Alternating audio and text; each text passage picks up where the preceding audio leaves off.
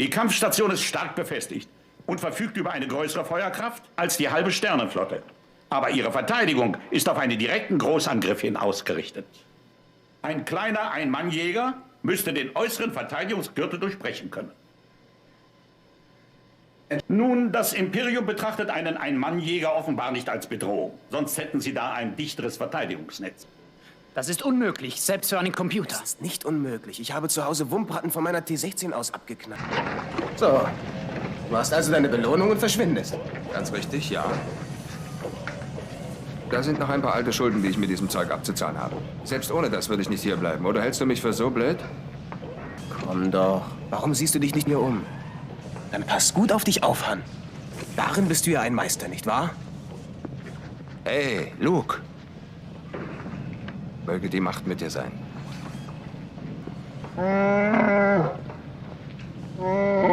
Wo schielst du denn hin? Andor is not Star Wars. For critic. We've chosen a side. We're fighting against the dark.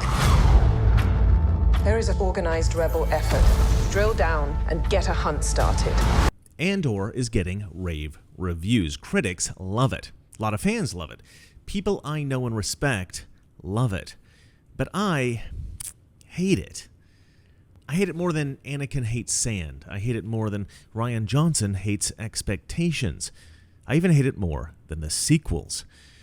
And granted, the prequels have been the most disappointing Star Wars films.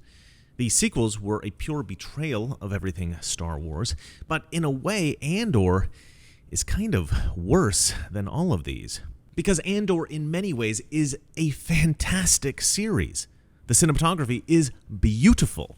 The acting is superb. The locations are magnificent. Hair, makeup, costumes, set design, all top tier. The production value of this show is masterful. Clearly, a lot of care was taken in the production stage, and this is why I hate Andor so much. It is deceptive. It's so good in so many ways that it's hard to accept that the show is actually bad. It's confusing. You see the beautiful cinematography, you hear the convincing lines of dialogue, and you think, this is good. It's sophisticated, it's mature, it's artistic.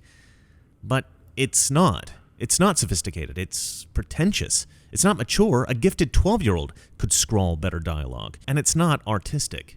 It's just really, really slow. People often confuse slow pacing with art. I sometimes have trouble sleeping, and I'll take a tablet of melatonin. If Andor is art, melatonin, also art. But none of this is really why I hate Andor so much, really. I hate Andor so much because it's not Star Wars. It's called Star Wars. It's produced by Lucasfilm. They've got blasters and starships and aliens. But it's not Star Wars. A lot of people like this show because they say it steps into the back rooms of the Empire. It explores the inner workings of that evil organization. The mundane tasks, the paperwork, the office politics. And okay, I can get behind that. Conceptually, I like it. But they didn't really do that with this project. I mean, they tried. They did their best, I guess. But none of what they did was actually appropriate for the Star Wars universe. Everything that happens in this show could have happened in a show set today on planet Earth. There's nothing specifically Star Wars about it. It's almost like the writer, Tony Gilroy, took some script he'd already written that was set in like South America or something, and he just gave the characters blasters instead of guns and speeders instead of cars, and then he scribbled Star Wars on the front page, and he said, there you go, that's it, that's my script. This is not Star Wars. It's a political fiction with Star Wars decals. One reason the original trilogy was so amazing is that you are watching a completely unbelievable universe with spaceships and blasters and lightsabers, but with utterly believable characters. And so you totally believe everything that's going on. The actors totally sell it. Oh, you can call me Luke. I see, Sir Luke. No, just Luke. In Andor, they've toned down the sci-fi and fantasy, but they've created all of these one-dimensional characters with super stylized dialogue. And so you've got a complete inversion of what Star Wars really is. Instead of an unbelievable world inhabited by naturalistic, compelling characters, they've created an entirely believable world with utterly artificial characters. These are dangerous times. Dangerous times. Are they not? It's not Star Wars. Nothing anyone does or says in this film is naturalistic. The writer Tony Gilroy is known for his dialogue, but I'm not sure he should be. This guy writes these kind of mini speeches for all his characters. Our position sometimes makes decisions for us, don't you find, Senator? Neither of us have lived a life that encourages nonconformity. What the characters say might sound poetic or profound, and, that's cool for certain scenes, but it's not good for every character in every scene. Movies need naturalistic characters, and Tony Gilroy's dialogue is the least natural of any dialogue I have ever heard. And I can't say that this is always bad. A lot of movies contain unnatural dialogue, and a lot of people seem to love it. To me, an over-stylized film is a lot like a beautiful woman with a little too much plastic surgery. Yeah, she looks great, but there's just something a bit off. And that's exactly how I see the characters in Andor. The acting is great, but there's something that's just a bit off. And that something is that everyone in this show, and I mean everyone, is extremely dour. About 95% of the characters are aggressive, and the other 5% are split between various other negative emotions, terrified, vicious, or just plain sad. There's no variety of emotion, no moments of joy or laughter or fun or hope. The characters on this show are more robotic than the androids in the original trilogy. They're all dour, all of them. Every character is negative every moment throughout this entire show. There are no happy moments, no thrilling moments, no hopeful moments. Even when something good happens, nobody celebrates. Everybody's still miserable. And the worst part of all, there are no jokes. This is Star Wars, people. There must be jokes. I suggest a new strategy, R2. Let the Wookiee win. The only character who smiles in this entire series does so as a facade. There are zero positive emotions in this entire series. And you might say, well, it's an unpleasant time. The Empire is oppressive, they're cruel, people live difficult lives, they're going to be miserable. And yeah, okay, I get why people might think that, but that's not how things really are in real life. People who live difficult lives, they try to find happiness wherever they can. Love, humor, kindness, hope. These are the things that keep you going in a dire situation. There's an Italian film from 1997 called Life is Beautiful. It's about a Jewish father and son in a World War II concentration camp. And it is one of the funniest and at times happiest films I have ever seen. The film takes the most dire situation imaginable, and it displays every kind of human emotion, happy, sad, hopeful, angry, all in a realistic and beautiful way. That is how you write realistic characters in a dire situation. And that is why Life is Beautiful is a masterpiece, and it's why Andor feels like the simplistic ramblings of an infantile mind. And the funny thing is, I don't think Tony Gilroy has an infantile mind. I think he's a highly intelligent writer, which is partly why I find this all so disappointing. If you watch the first 3 Star Wars films, in each movie the rebels are desperately fighting the Empire from the beginning to the end, and in each movie there is laughter, there are jokes, there are hugs, there are kisses, there's hope, there's excitement, there's wonder, there's faith, there's teasing, there is fun. I love you. I know. And in Andor, there's misery. Nothing else. And that makes watching it misery. Luke Skywalker's dominant characteristic throughout the first 3 films was hope. He was a wide-eyed optimist. He was always looking to the future and had a deep sense of duty and honor. I did feel something. I could almost see the remote. That's good. You've taken your first step into a larger world.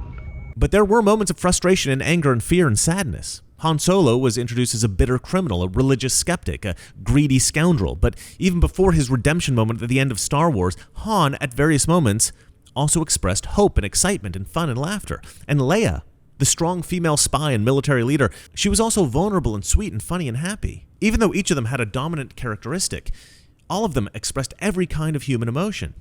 And this is how you write compelling and naturalistic characters.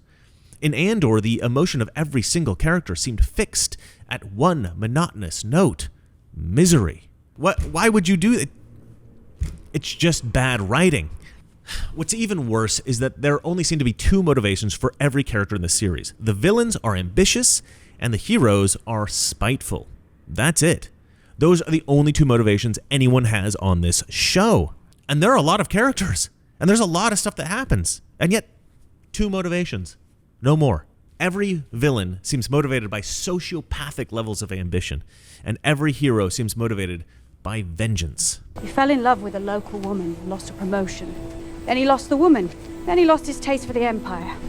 Everyone has their own rebellion. Now, I don't know if this was an accident or a conscious choice, laziness or ineptitude. Whatever the case, it made for an extremely redundant series of backstories. With the heroes, the spiteful attitudes and the vengeance motivation really didn't endear me to any of them. All the heroes of the show are either terrorists or criminals, and I'm not exaggerating. Literally all of them are either terrorists or criminals. And if those are your heroes, you really need to clearly illustrate why these are the good guys, right? And that did not happen. We're given several backstories of the characters, and most of them are like irrational acts of imperial violence, stuff like that. And I guess these stories could have been compelling, but in this show, they broke the cardinal rule of screenwriting. Show, don't tell. Television is a visual medium. If you want us to sympathize with your characters, show us why we should love them. Don't just tell us to love them. I'm gonna marry you someday, Lorraine! Someday you'll be my wife! You always did have a way with women. And with the villains, the singular motivation of ambition actually made the Empire seem almost too evil. If the Imperial troops, officers, and other personnel are committing atrocities and injustices for some believable purpose, or if the mind-bending power of the dark side of the Force is warping people's brains and driving them to do horrific things, I could accept that. Either one of those explanations is fine. But neither of those explanations was used. Instead, everyone in the Empire is just ambitious. Not really the worst thing in the world. It's kind of difficult to hate an Imperial officer whose great sin is working hard for a promotion. Now, Gilroy does have a kind of fix for this, right? A way for us to hate them even though their great sin is just ambition. Instead of giving them truly evil motivations, he just makes them all really smug and annoying. You come near me again, you pursue any of this, and I swear I'll have you in a cage on the Outer Rim. Which, okay, yeah, it did make me hate them, but it made me hate them in the same way I might hate a coworker. You want them to get the wrong lunch order. You don't want them to get murdered by terrorists. And then some of the villains, Gilroy made irrationally cruel, like senselessly brutal and vicious. And there's a word that writers use to indicate when something happens in a work of fiction that seems totally unnatural, as if the writer didn't really think through how a scene would naturally play out or properly consider the character's motivations. And that word is contrived. And that's the word that comes to mind here. The irrationally cruel behavior of some of the characters in this show just seems contrived. I mean, I expect petty cruelty from the scum and villainy of Mos Eisley, but not from the financially stable employees of the Empire. In the original trilogy, you get a sense that stormtroopers are just doing their job. They're not unnecessarily cruel or mean-spirited. You seen that new BT-16? Yeah, some other guys were telling me about it. They say it's quite famous. But everybody in the Empire on this show is a total psycho. And I get it. You want to depict the Empire as the bad guys. But most ordinary employees, even those in a corrupt, evil organization, they're just doing their jobs. They punch in, they punch out, and during the time in between, they just try not to F up. They grab their credits at the end of the week, they go home, and they watch a little TV. And you might say, well, no, but like middle management, they bully their subordinates sometimes. I've seen it. And yeah, okay, I could imagine putting a little bit of that into the show here and there. But in reality, if you've got professional ambition, you don't want to openly exploit the power that you have because you don't want to look like a dick. In real life, those who want to climb the corporate ladder, well, they act as charming as possible. They try to get everybody to like them. So, as I said, the Empire is too evil. It's irrationally evil. It doesn't make any sense. What I'm saying is that this show is not written in a natural way. The motivations, intentions, and actions of the characters, they don't line up. It's not believable, and worse still, it's really annoying. There is no character in this entire show that you would want as a colleague, or even as a vague acquaintance. Everyone is detestable, even the so-called protagonists. So aside from being not believable, the characters are also just unpleasant, and so watching it is unpleasant. And so the fact that this show has not been particularly popular does not surprise me. If you write unnatural, unlikable characters, you're basically guaranteeing yourself a flop.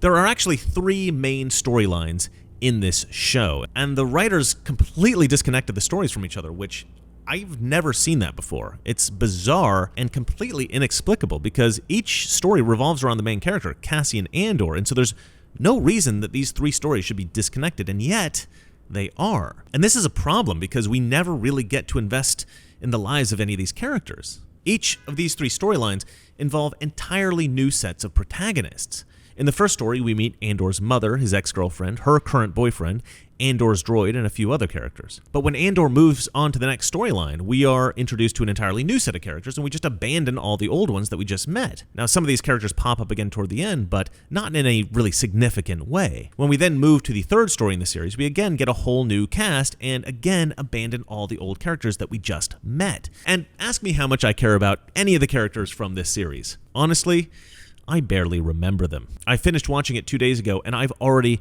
forgotten most of the characters. An audience needs to spend time with characters in order to really care about them. Mandalorian did this beautifully. People absolutely love Baby Yoda. That character is probably the most iconic Star Wars character since the original trilogy. Andor, just the opposite. There are 0 iconic characters. No one is going to be buying Andor toys this Christmas, that is for sure. So as I said, this series contains 3 main stories. The first story is a manhunt. Basically, it's like The Fugitive. Andor is being hunted for a crime he didn't commit. The second story is a bank heist, and the third story is a prison escape. Now, in this show, the Empire is treated like a corporation. In fact, the first major villain in the show doesn't even work for the Empire. He literally works for a private corporation. I mean, the Empire is the government, right? And socialists in Hollywood can't make the government the only bad guy. There has to be an evil private corporation in there too, because as we all know, capitalism is evil. So apparently this corporation is so big that it literally has its own police force, detectives and all. And so this ambitious young security officer, he decides to investigate a murder case, and he's determined to find the killer. And this is really what he should do. I mean, it is his job. But what's weird is that this guy is one of the primary antagonists, one of the main villains. But if you think about it, he's not actually a bad guy. He's just trying to capture a murderer. But he is portrayed as a villain in this show. Now, the performance of the actor, Kyle Soller, his name is, he does a good job of making this character seem very weird, obsessive, and creepy. You know, because of this, he does seem like kind of a bad guy, but he's not really a bad guy, at least not according to his actions. His only crime is being overly ambitious, and I really just don't see that as a negative. I guess Tony Gilroy must have known some overly ambitious people in his life and like really hated them for some reason. I don't know. So the killer that our non-villain is chasing is, of course, the hero of the show, Cassian Andor. And at the start of the show, he did kill 2 men, but it was in self-defense. Now, I don't remember if they pointed this out explicitly in the show, but I did kind of get the sense that Andor is worried that the corporation or the Empire might mistake his perfectly innocent self-defense action as criminal, and they might put him in prison. And so he does not turn himself in. Instead, he runs and hides. And fair enough, the Empire is completely irrational in this show. But if you think about it, Diego Luna didn't actually have anything to worry about because, you see, the guys he killed were white. So nobody cares. Now, if he were a white American guy and the guys he killed were black, well, then now he's got a problem. CNN's going to be covering that story for like a month. Hashtag Black Lives Matter. One thing that's weird in this show is that the first story never really resolves. Andor is being hunted, his pursuers look for him, they don't find him, that's it, no resolution. The detective doesn't catch Andor, Andor doesn't kill him. He does escape, but not for good or anything. And at no point does the detective realize the truth and then end up helping Andor, which is how I would have resolved it. There really is just no resolution to that story. It's bizarre. And then we move on to the heist story by way of Deus Ex Machina. There's this wealthy guy financing the rebellion, and he basically just, he conveniently shows up at the very moment Andor needs to be rescued, and he says, "Hey, I've been watching you. You're special. Come join the rebellion." And so this rich guy then transports Andor to the next storyline. This storyline, of course, is the heist. The heist starts out with Andor joining a team. Now, this team is a group of recycled characters from the Matrix trilogy. It's a racially diverse gang led by a strong lesbian chick, and she is very explicitly characterized as a lesbian on the show. She's already sharing a blanket, if that's what you're wondering.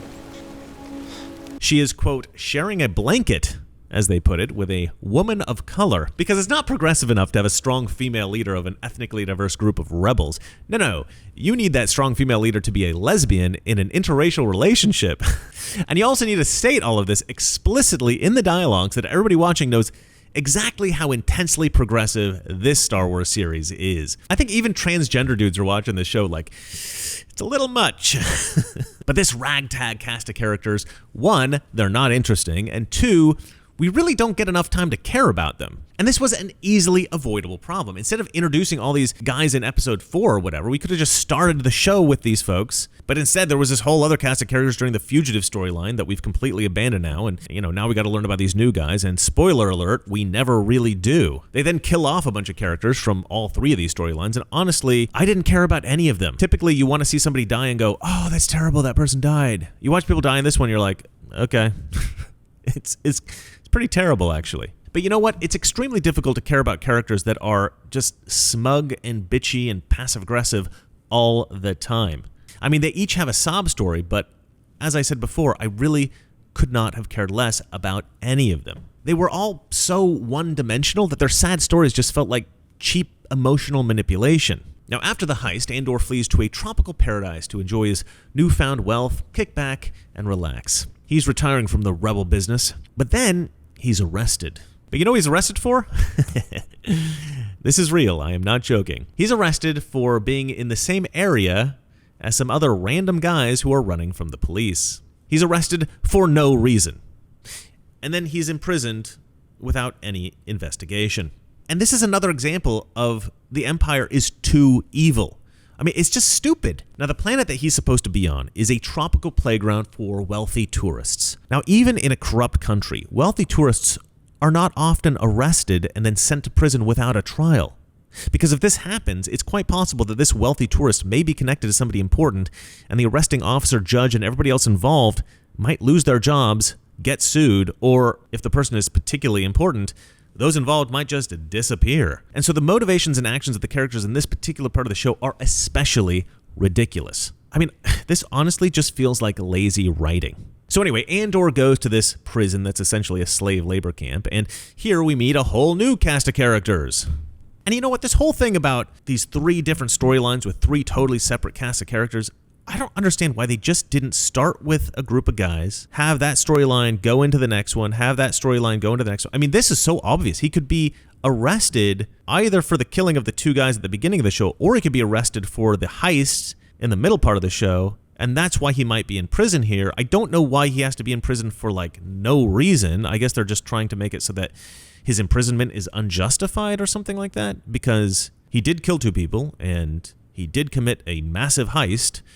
So he has committed crimes. At least the heist was certainly a crime. So he could be in prison justifiably. I'm not really sure why they didn't just do that. I honestly don't understand it. Because then maybe he could be in prison with some of the guys from previous parts of the show, and then if one of them died or something, we would really care. Or when they finally escaped, we could really cheer them on. We could be really happy. But they don't do that. The show ends with him standing with another guy on a beach, and I don't even really remember who the other guy is. He was obviously one of the other prisoners, but he wasn't notable to me in any way whatsoever. I had no idea who the guy was. It's the end of the show. I'm watching 2 guys standing there at the beach. I don't even know who one of the guys is. It was weird, man.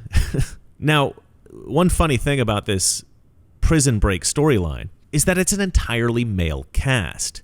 And of course it has to be because it's a prison, right? And they wouldn't put women in a prison with men. Although considering the whole transgender woke stuff, I'm surprised they didn't try to do that.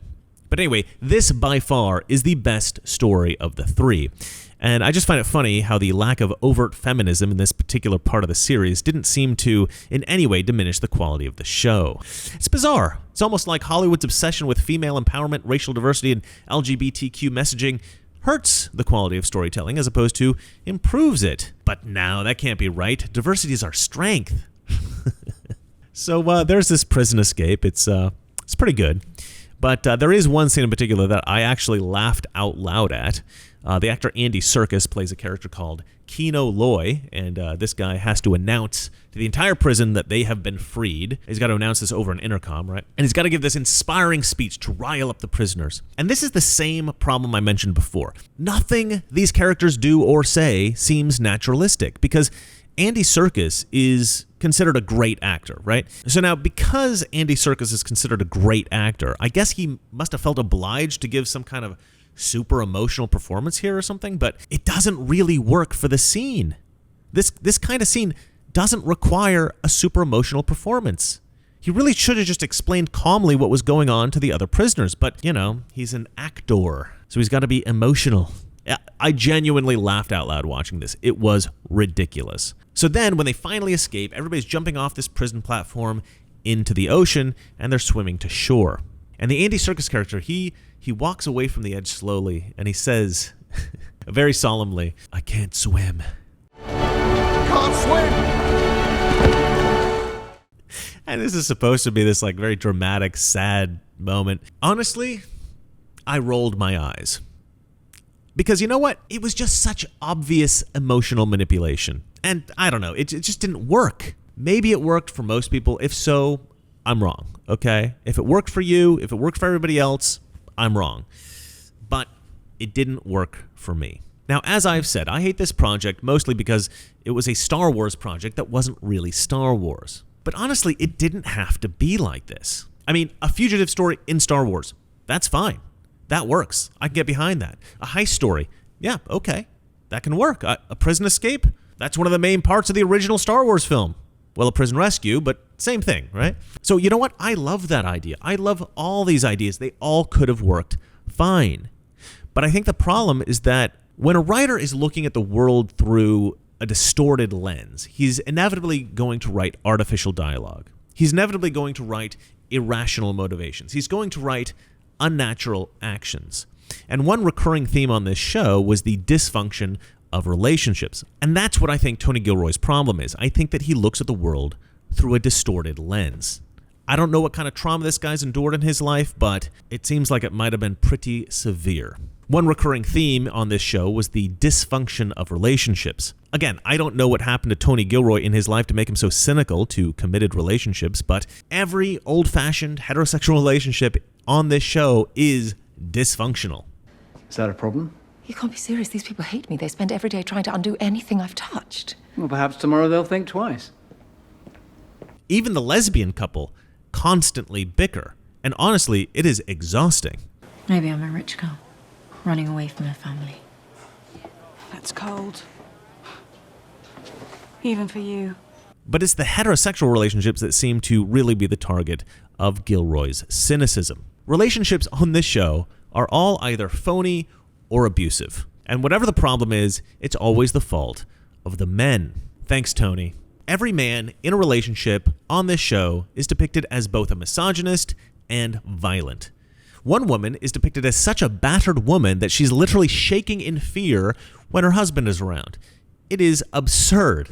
I mean, I know such relationships exist in the world, but why? Why does Hollywood always have to tell this ridiculous story that husbands are all abusive? Frankly, it's so cliche that at this point, I'm surprised when Hollywood depicts a husband who isn't a monster. And in the end, there is an arranged marriage for a 13-year-old girl, which is presumably supposed to horrify us, but it doesn't because it's so surreal. This is not something that we believe a technologically advanced European-like civilization would do. This is something that we would expect from primitive Indian villagers, something like that. When filmmakers take a practice conducted by one culture and they transplant it into another, it's a way of making it relatable. You're supposed to see this practice in a new way, like, oh, I knew there was arranged marriages of 13-year-olds in India, but I never really considered it a bad thing because that's their culture. But now that I see white people doing it, well, now I recognize how barbaric and evil it is.